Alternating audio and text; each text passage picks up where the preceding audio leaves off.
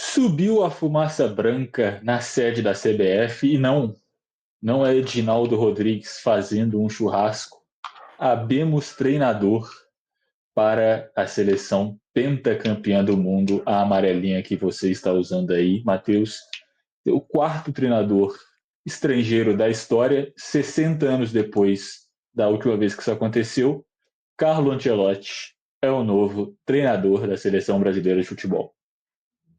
É isso aí, para desespero de alguns, para alegria de outros, o Ancelotti, enfim, aceitou a seleção brasileira e com todo o imbróglio que o Edinaldo está passando, se fica no cargo, se é afastado, eu só consigo pensar no Thanos no final de Guerra Infinita, quando perguntam para ele: "Você conseguiu?" Ele: "Sim." "Mas o que te custou?" "Tudo que eu tinha." Seria, no mínimo, cômico se isso acontecesse com o Edinaldo Rodrigues. Quando ele consegue o Ancelotti, ele é afastado da presidência do CBF. É cômico e plausível, né? Porque agora temos também a CBF envolvida novamente em assuntos judiciais, né? Falsidade ideológica e afins de uma assinatura, né? Não sei se as pessoas viram, parece que tinha assinatura de quem votou nas eleições de uma pessoa que não poderia ter assinado o papel, mas enfim, não é sobre isso esse vídeo. Se a gente for falar sobre os problemas que tem na CBF, a gente tem que fazer uma série de vídeos aqui que eu não sei qual dia irá terminar, mas hoje é um momento que eu considero feliz. O anúncio de Carlo Ancelotti, ou como a Conmebol colocou em suas redes sociais, Carlos Ancelotti, no comando da seleção brasileira, é um nome que foi discutido alguns anos atrás se era bom ou não, porque parecia que o Brasil ia conseguir contratar ele. Não conseguiu, continuou em Madrid, ganhou mais uma Champions League e agora, às vésperas da Copa do Mundo, ele assume com a missão de ganhar o Hexa. E a gente vai falar aqui um pouco sobre o que a gente acha sobre isso e quais as possíveis mudanças que vão acontecer, principalmente nesses amistosos agora e nesse um ano até a próxima Copa do Mundo. É, para começar, eu acho o Ancelotti um ótimo nome para vir treinar a seleção brasileira. Só não sei se ele vai se assustar quando chegar aqui e ver como funciona todo esse ambiente do CBF, que você bem colocou, é muito conturbado, já a entidade envolvida em algumas polêmicas, né? Já teve presidentes afastados, essas questões. O Ancelotti parece ser um cara muito sério, muito profissional. Vamos ver como ele vai lidar nessa situação que ele vai encontrar aqui. Mas vamos tentar focar mais no campo, nas questões que ele vai trabalhar ali dentro. Ele conhece vários jogadores brasileiros, já trabalhou com muitos no Real Madrid, e me lembro dele trabalhando com o Richarlison também no Everton, que é um ataque, que foi o último camisa 9 do Brasil em 2022. Então, ele já tem um conhecimento desses jogadores que atuam na Europa. Os que atuam no Brasil, eu imagino que ele não conheça, e se pintar na convocação, para mim, vai ser claro de que não é ele que fez a convocação, porque é um sinal, ele está convocando um jogador que ele não conhece, ou talvez alguém chegou a falar, ó, esse aqui é bom, tem que estar, não sei o quê, talvez seja um cenário mais ou menos nesse sentido. A gente vai precisar de um trabalho dele de acompanhar o futebol brasileiro, de ver alguns jogos, de delegar para a sua equipe, da sua comissão que vai chegar aqui. Mas os principais jogadores brasileiros atuam lá fora e desse ele tem o maior conhecimento. Então imagino que esses jogadores devem ser chamados nesse primeiro momento. Exato, é uma coisa que eu ia comentar que eu acho que, principalmente nesse momento agora, que ele vai chegar já véspera de amistoso e vai ter pouco tempo até a próxima Copa, tem um ano aí para trabalhar. Eu acho que a gente vai ver poucos jogadores que atuam no Brasil ao longo de todo esse trabalho, justamente porque ele está chegando agora. Eu não acredito que ele acompanhe o Campeonato Brasileiro com frequência, então talvez um ou outro nome ali que ele vá conhecer, porque viu mais ou menos de perto, por exemplo, o Gerson, que jogou na Itália enquanto o Ancelotti trabalhava lá, pode ser um nome que ele conhece. Não que o Gerson também tenha feito um bom trabalho enquanto estava na Itália, mas eu acho que talvez seja mais possível. Eu acho que a gente também pode ver alguns jogadores voltando à seleção brasileira, principalmente o Casimiro, que era um jogador que ele gostava muito quando estava no Real Madrid, foi capitão da seleção brasileira por muitos anos. É um nome que pode estar voltando para convocação, ainda mais que ele voltou a jogar bem no Manchester United. E sobre o que você falou, ele não está acostumado, talvez, com o clima aqui na CBF, pelo menos ele teve esse estágio aí com Florentino Pérez, que também não é um presidente que seja, como é que eu posso falar? Um cara que. Ele é um cara também que gosta de falar, que aparece na mídia, que cria polêmica. Ele não é um cara que tem a conta privada nas redes sociais. Ele gosta de participar, gosta de falar, cria problemas para o vestiário, tem declarações, às vezes, que não precisava, mas não. Talvez o problema não seja tão grande quanto o que a gente tem na CBF, mas alguma experiência nisso ele vai ter. O Florentino Pérez gosta do holofote, dá para classificar dessa forma, né? E com relação A ao que palavra que eu queria falar é que ele não é low profile, me lembrei aqui. Beleza. E é verdade, o Florentino Pérez dá para ver desde quando ele chegou lá, tirando o Figo do Barcelona, aquele jogo emblemático da volta do português ao Camp Nou, já mostrou o cartão de visitas do Florentino Pérez de que ele não ia passar despercebido, né? Que ia ser uma gestão marcante, e de fato foi. E vem sendo muito vitoriosa. Mas o tema aqui não é Real Madrid, seleção brasileira. Voltando isso, o cenário que o Ancelotti pega para mim dentro de campo é de terra arrasada. O Brasil não tem nada desde a Copa do Mundo. Mentira, teve 3 muito ruins, né? Ramon, Fernando Diniz, Dorival Júnior, que se somar os 3 talvez não dê nenhum. Olhando os trabalhos que eles fizeram na seleção brasileira. Então, não vejo muita coisa do que ele pode se aproveitar ali. Aquela ideia de jogar com 4 atacantes do Dorival não deu certo. Inclusive, a gente viu isso muito bem no jogo contra a Argentina, né? Que foi um baile do time do Scaloni. O meio-campo cheio de incertezas. A zaga, o principal zagueiro machucou, volta só na temporada que vem. Então, dúvidas nas laterais. O Ancelotti vai ter muito trabalho para transformar esse cardápio de jogadores brasileiros que é muito bom em um time de futebol. Esse aí realmente ele vai precisar se esforçar muito para conseguir fazer esse time competitivo para a próxima Copa do Mundo, que é daqui a pouco.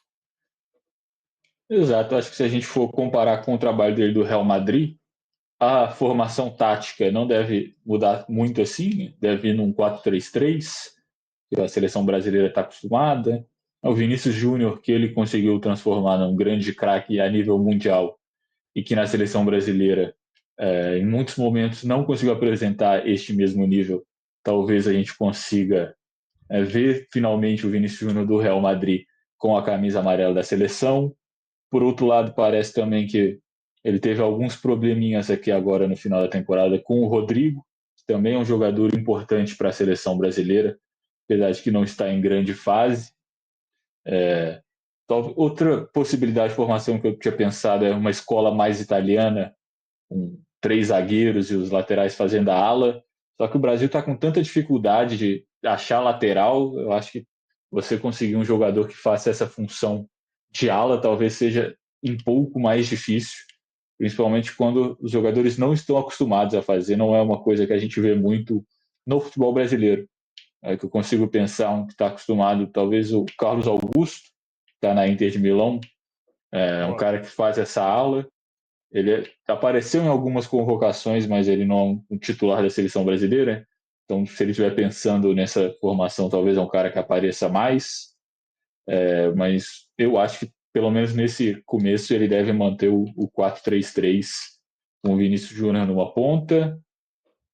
E o resto tem que ver ainda. O Rafinha, vamos ver se o Rafinha vai para outra ponta ou joga mais centralizado, como ele está jogando no Barcelona. Só que talvez emulando um pouco a função do Bellingham, só que o Bellingham também volta um pouco mais para marcar do que um meia atacante no Real Madrid. Então, acho que não tem como fazer esse espelhamento 100% do que ele faz num time para fazer no outro.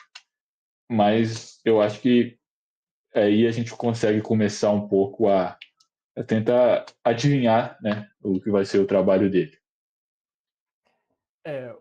Uma coisa que a gente comentou em outro vídeo sobre o Fernando Diniz, o Ancelotti não tem, que é o caso dele ser inflexível com o estilo de jogo. Ele é um treinador muito adaptável ao grupo de jogadores que ele tem. Você citou aí do 4-3-3, que ele poderia reproduzir, que ele jogou com o Real Madrid dessa forma. Na última temporada que o Real Madrid foi campeão da Champions, jogava num 4-4-2, com um losango no meio, o Bellingham sendo esse meia mais avançado, com a dupla de ataque brasileira. Será que ele vai tentar repetir isso com um Vini e Rodrigo ali sendo a dupla de ataque, o Rafinha sendo esse meia mais avançado ali?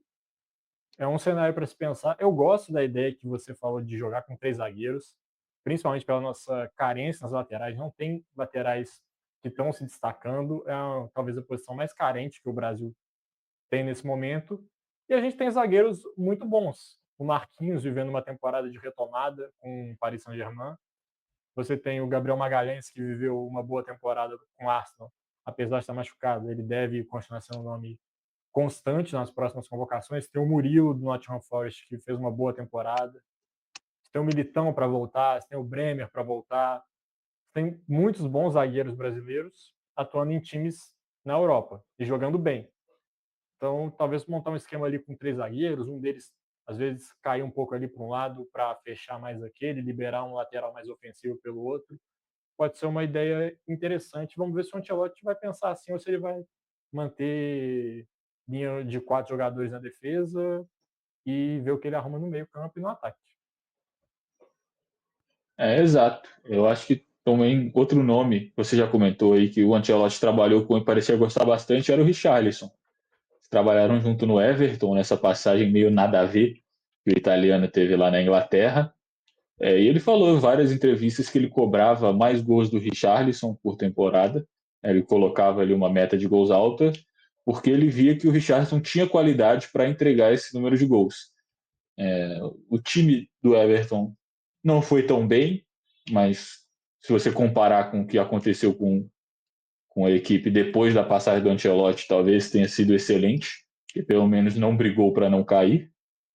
Então, talvez num time com muito mais capacidade técnica, como a seleção brasileira, ele encontre um lugar ali para o Richarlison jogar o que ele acha que o Richarlison é capaz de fazer e talvez que é um nome comum na seleção brasileira, era sempre convocado, sofreu com lesões essa temporada, está voltando agora, então talvez pode ser um nome que também volte a aparecer na lista de convocação. Essa ideia aí, eu, apesar de eu ter trazido o nome do Richarlison, um jogador que já trabalhou, para a gente ficar de olho, que não vinha sendo convocado nessas últimas listas, a ideia dele voltar não me empolga tanto assim, porque não vejo o Richarlison um atacante com tantos recursos assim como eu gostaria de ver o camisa 9 da seleção brasileira. Ele ganhou muito destaque pelo gol que ele fez na Copa do Mundo de voleio, mas se a gente for olhar bem, é desde o Qatar que ele não tem um grande momento assim. Ele definitivamente não se encontrou no Tottenham. Acho que aquela transferência foi um desastre tanto para o Richarlison quanto para o Tottenham, que investiu uma bala nele e ele não correspondeu. O Richarlison foi para o banco de reservas lá, sofreu muito com lesões. Então, quem sabe ele busque novos ares também para pensar em voltar à seleção, porque convocar o Richarlison sem ele ter tanto espaço no time dele, talvez não seria o mais indicado também. Talvez o Richarlison deveria pensar em voltar a ser protagonista no time que ele está jogando antes de sonhar com a seleção. Esse negócio que você falou aí de buscar novos ares me colocou para pensar em alguma coisa aqui. Geralmente, quando isso acontecia, a gente viu vários jogadores voltando ao Brasil para ter mais destaque, para jogar com mais regularidade, ser mais falados aqui no Brasil e, com isso, poder voltar à seleção brasileira. Só que agora, com um treinador estrangeiro, igual a gente falou, que não é um cara que tem costume de assistir jogos do Brasileirão, que a gente, se ele tivesse 4 anos para trabalhar, eu acho que ele faria esse estudo a mais e a gente conseguiria ver outros nomes do futebol brasileiro atuando, mas nesse momento que é mais para apagar o fogo, a gente vê ele indo mais com jogadores que atuam em solo europeu. Será que essa estratégia de voltar ao Brasil vai continuar sendo feita pelos jogadores ou eles vão preferir continuar na Europa para ser falados por lá e não por aqui? É, é uma boa pergunta, um questionamento que eu não tinha parado para pensar. E primeiro ponto, o Ancelotti fala: eu não gosto de ver o futebol brasileiro. Alguém na CBF tem que chegar. Não, beleza. Delega alguém da sua Problema equipe seu. para assistir o futebol brasileiro. Alguém tem que estar vendo. Porque Exato. a gente tem muitos jogadores aqui, jogadores que podem fazer grandes temporadas que merecem uma chance na seleção. Então, essa ideia de um treinador estrangeiro não vai ver o futebol brasileiro, isso aí, para mim, não é verdade, que pelo menos alguém na comissão técnica dele vai acompanhar o futebol brasileiro. Porque se isso aí não acontecer, é piada. Aí tem o selo de Edinaldo Rodrigues nessa comissão técnica, você não tenha dúvida disso. Sobre essa questão de jogadores voltarem ao Brasil visando a seleção, eu acredito que sim, é um cenário que acontece deles voltarem. Às vezes, talvez não tanto pensando na seleção, óbvio que isso vem à cabeça deles também, mas talvez buscar um reconhecimento do torcedor local. Um caso que a gente pode citar é o do Hulk, que voltou para o Brasil e, apesar de não ter tido chances na seleção, ele ganhou um reconhecimento do torcedor brasileiro aqui que era o que ele não tinha quando ele jogava lá fora. Todo mundo, quando o Hulk foi convocado para 2014, falava: não, o Hulk é ruim, o Hulk não merece estar na seleção, o Hulk não joga nada. Veio para o futebol brasileiro e faz o que faz com a camisa do Atlético. Então, tem muitas nuances que fazem o jogador querer voltar, né?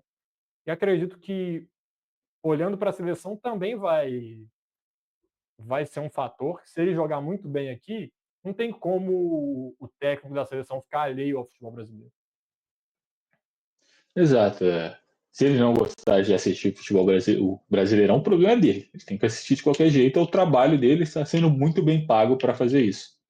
Só acho que Exatamente. nesse primeiro momento, igual a gente falou, ele, para ir no conforto, ele deve ir nos nomes que ele já conhece. Então, talvez algum próprio Éder Militão, talvez seja um nome que pode voltar, né? Que também está lesionado aí há um bom tempo. Talvez E, alguns. é uma coisa que a gente É, falou aqui. Eu não põe a mão no fogo para falar que o Ancelotti vai fazer a lista que vai ser convocada para os próximos jogos da seleção brasileira, tá? principalmente esse primeiro amistoso. Sim, sim. Talvez futebol italiano, não sei quanto ele acompanha os times da terra local dele. Então o Bremer pode voltar, né, que também sofreu com lesões na temporada. O Ederson da Atalanta, que também estava sendo um nome que, com algumas convocações. O próprio o Ederson, o próprio Carlos Henrique, que a gente falou, que também tem jogado bem no futebol italiano. Então a gente tem que ver. Eu acho que essa primeira convocação talvez não nos diga tanto sobre como vai ser o trabalho do Ancelotti, né, porque eu também não acho que ele vai ser 100% ele ali fazendo essa lista. Não há tempo hábil para isso, ainda mais com ele focado ainda em alguns jogos do Real Madrid. Então talvez, sem ser essa série de amistosos, o próximo vai ser quando a gente vai ter uma ideia melhor sobre como é o planejamento dele para esse primeiro momento na seleção brasileira. Outra coisa legal que eu vi também é que parece que nesse acordo da saída do Ancelotti tem um amistoso entre Brasil e Real Madrid para ser jogado. Será que Vinícius Júnior e Rodrigo vão jogar por qual seleção, por qual time? Será que o Brasil tem chances contra o Real Madrid? Quem é favorito nesse jogo? Seleção e time são coisas diferentes, é óbvio que o Brasil é favorito. Você está de qual lado nessa, Matheus? Torcer para o Brasil sempre. E vai ver, costuraram um acordo aí. O Vinícius Júnior joga um tempo pelo Real Madrid, um tempo pela seleção brasileira. O Rodrigo joga o primeiro tempo pela seleção, o segundo pelo Real Madrid, o Vinícius Júnior o contrário. Aí a gente não vê tanto isso, né? Time jogando contra seleções. E a verdade disso é que os principais clubes do futebol europeu são seleções multinacionais, né? Tem os melhores jogadores de cada seleção ali. Então, talvez o Real Madrid, se a gente for olhar do 1 a 11, possivelmente o Real Madrid leve vantagem, né? Principalmente se a gente comparar Vinícius Júnior do Real Madrid ou da seleção. Aí, para mim, é poupa tempo. No caso do Rodrigo, mesma coisa. Então, o time merengue leva vantagem nessa aí.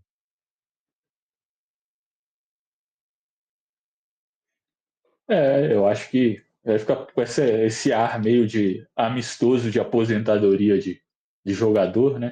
Se ficar com essa de joga metade por cada time. E talvez tenha algumas fotos legais, como a gente teve um Fluminense e Itália, preparação para a Copa do Mundo de 2014, o Diguinho marcando o Pirlo. Agora, o problema é que o Real Madrid também só tem grandes jogadores, então a gente não vai ter cenas como essa. Eu acho que vai ser um jogo legal para a gente ver também o nível que a seleção brasileira vai estar. Eu acho que é um teste muito mais para o Brasil do que para o Real Madrid esse jogo. Exatamente. E aquela coisa, se perder, é amistoso, né? Um jogo mais festivo, um jogo de comemoração, alguma coisa assim, do que qualquer outra coisa. Então, para mim, não teria influência nenhuma no possível caso de pressão para qualquer um dos dois lados. Caso venha uma vitória ou Ainda derrota. mais,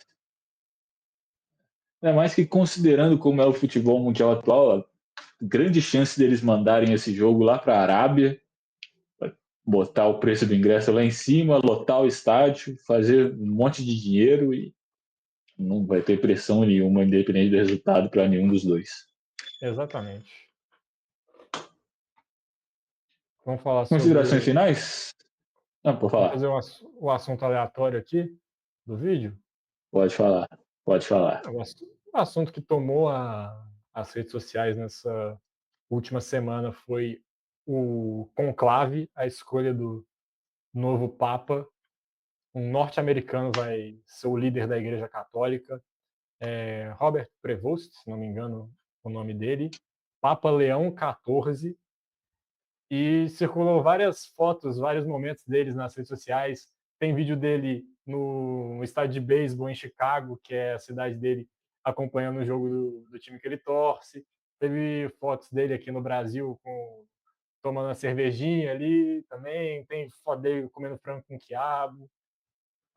E não posso deixar de falar da incrível semelhança dele com o Imperador Palpatine do universo do Star Wars. Não sou um grande fã de Star Wars. Assisti todos os filmes, não é um negócio que me pegou. Eu também assisti na pandemia, então eu emendei todos. Eu não lembro praticamente nada, para falar a verdade, não é algo que me marcou. Mas me parece extremamente carismático esse novo Papa, né? Apesar de ser estadunidense, morou mais de 30 anos no Peru. Então você tem muito mais foto dele parecendo um, um homem latino-americano do que norte-americano. Né? Umas fotos dele no aniversário, assim, a mesa e toda a cena completamente parece que poderia estar em qualquer casa no interior aqui do Brasil. O frango com quiabo que ele estava comendo, eu confesso que eu achei a cor um pouco esquisita. Eu não sei se você prestou atenção no prato, tem um molho meio verde ali que eu não entendi direito o que é. É que Mas me parece um. tem um ponto que essa foto não é quando ele veio em Minas, essa foto é dele no Peru, onde ele foi. Não é no Colégio Santo Agostinho? Para mim era Não, no Colégio Santo Agostinho essa foto. essa foto dele é quando ele estava no Peru, que ele foi líder da igreja lá. Não lembro em qual cidade, mas ele trabalhou lá pela Igreja Católica. Então, lançou essa foto. Por ser um prato muito tradicional aqui em Minas, pensou, como ele veio aqui, ele comeu quando ele estava aqui, mas na verdade é em outro momento. A cidade. Eu esqueci um Chiclayo, era a cidade aí no Peru. Inclusive a cidade que tem um São Lourenço de Chiclayo. Então, se você quer ser papa, fique numa cidade que tem um Clube Atlético São Lourenço. Que é o que a gente pode falar aqui no final do vídeo. Mas Exatamente. parece ser um papa legal.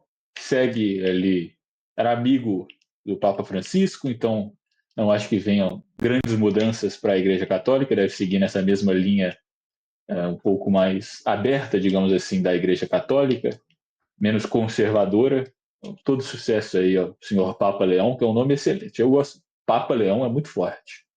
Exatamente, é um nome muito bom. E apesar de ser um evento da Igreja Católica, eu não professo a fé católica, né? Eu sou evangélico, mas é um momento que é legal de as pessoas acompanharem, né? De ser algo marcante, assim, de estar vendo a história acontecendo diante dos seus olhos. O último caso foi em 2013, porque o Bento XVI tinha saído, e o mundo inteiro gosta de acompanhar, ver aquela situação da chaminé saindo a fumaça branca, da sacada da varanda da Basílica de São Pedro abrindo, eles anunciando Habemos Papa, isso aí é muito legal. É muito performático, né? Tanto que virou o filme, o Conclave. Né? Eu não assisti, inclusive, falam que é muito bom. Outras pessoas falam que é meio chato, mas realmente é muito bonito. Toda sorte aí ao Papa no seu papado. É o primeiro Papa que nasceu depois da Segunda Guerra Mundial também. Fato importante aqui. Teve papas, inclusive recentemente, que tinham lutado durante as guerras. Esse nasceu depois. E eu acho que uma outra coisa a se analisar é que é o primeiro Papa, assim, que viveu uma boa parte da parte adulta e juventude dele na era moderna do mundo. Então a gente tem muitas fotos e vídeos. Então pensa que daqui a uns 30 anos a gente vai ter Papa que teve Twitter. Com 20 anos a gente vai poder ver que o Papa estava tweetando quando ele era jovem, as bobagens que ele falava, as fotos que ele postava no Instagram. Então, uma nova geração de papas também está chegando aí. Exatamente.